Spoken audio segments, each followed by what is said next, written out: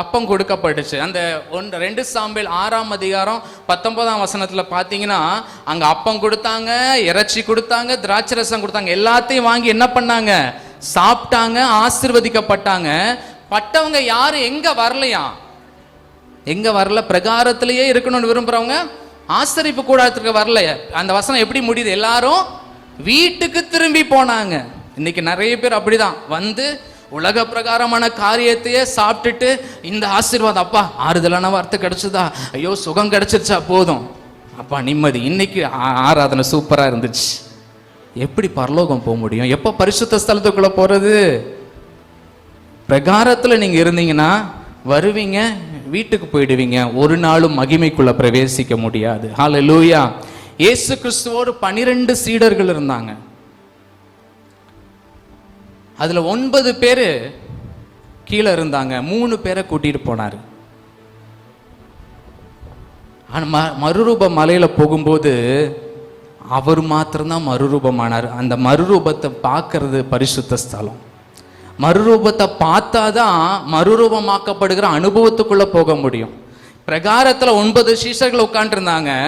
பரிசுத்த ஸ்தலத்துக்குள்ள எத்தனை பேர் தான் போனாங்க? பேதுரு, யோவான், யாக்கோபு 3 பேர் தான் அங்க போனாங்க. போய் எதை பார்த்தாங்க?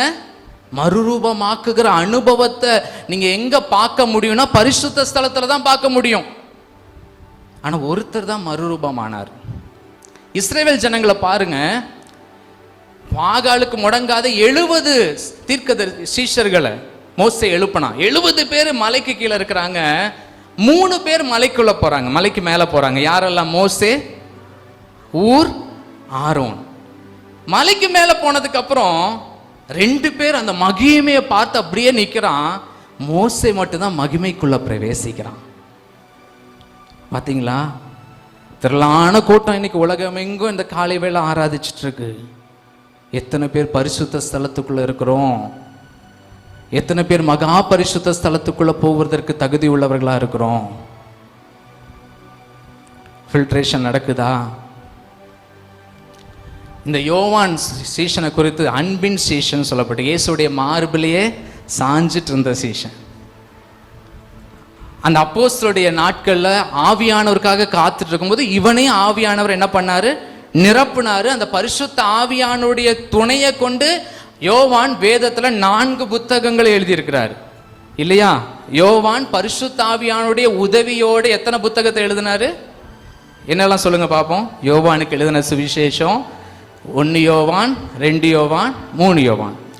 ஆனா அந்த யோவான் ரட்சிக்கப்பட்டு அபிஷேகம் பண்ணப்பட்டு அதே நிலைமையில பரிசுத்த ஆவியானோட உறவாடி சுவிசேஷம் அறிவிச்சிட்டோம். இந்த நிலைமையோட இருக்கல. ஒரு நாள் வெளிப்படுத்தின விசேஷம் 1ஆம் அதிகாரத்தில் சொல்லப்பட்டிருக்கு, நான் ஆவிக்குள்ளானேன். நான் என்ன ஆனேனா? ஆவிக்குள்ளானேன். ஆவிக்குள்ள ஆன போது அவன் தேவன் அவனை கொண்டு போறார். கொண்டு போய் மகிமையான காரியங்களை அவன் எழுதினது வெளிப்படுத்தின விசேஷம். ஹல்லேலூயா, ஆமென். கரங்களை உயர்த்தி ஆண்டவரை மகிமைப்படுத்துவோமா? எத்தனை பேர் உணர்றீங்க?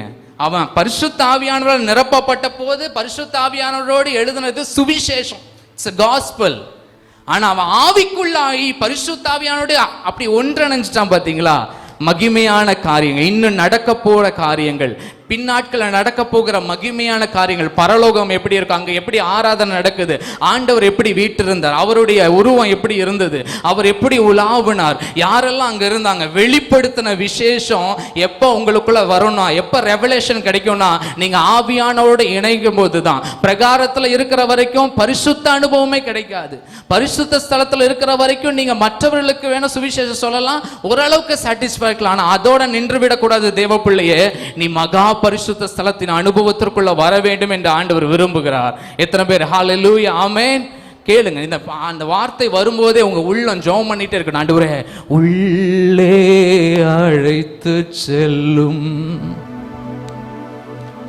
உம் பிரசன்னத்தால் நிரப்பிடும். எத்தனை பேர் இருதயம் பேசுது ஆண்டவர்கிட்ட? உள்ளே.